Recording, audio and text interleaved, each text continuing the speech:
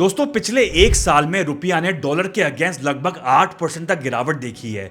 और अगर मैं आपसे कहूं कि लास्ट 10 सालों में रुपया हर साल एवरेज 3.5% से कमजोर हुआ है, तो आप समझ जाओगे कि प्रॉब्लम टेम्पररी नहीं है बल्कि स्ट्रक्चरल है।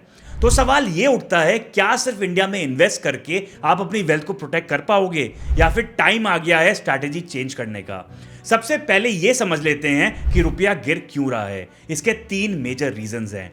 पहला है आपका फॉरेन पोर्टफोलियो आउटफ्लोज। जब ग्लोबल इन्वेस्टर्स इंडिया से पैसा बाहर निकालते हैं तो रुपया पे प्रेशर आता है। दूसरा है हाई ऑयल प्राइसेस, जो अभी के टाइम पे वेस्ट एशियन टेंशन की वजह से ऑलरेडी एलिवेटेड हैं।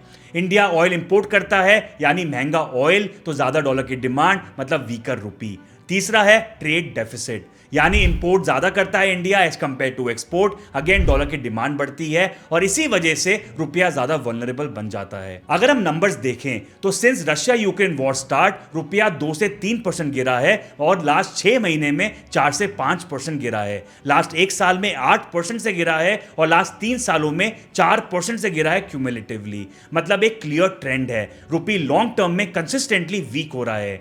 अब इसका डायरेक्ट इंपैक्ट क्या है? इंपोर्टेड चीजें महंगी हैं, फ्यूल प्राइसेस ऊपर जा रहे हैं, फर्टिलाइजर कॉस्ट बढ़ने से फूड इन्फ्लेशन का रिस्क बढ़ रहा है। तो इसका सॉल्यूशन क्या है? इंटरनेशनल डाइवर्सिफिकेशन जरूरी है। Start with some allocation in foreign assets. लेकिन क्यों? क्योंकि जब रुपया गिरता है dollar assets automatically value gain करते हैं, एंड प्लस आपको एक्सपोजर मिलता है ग्लोबल जायंट्स का, जो इंडिया में लिस्टेड है भी नहीं।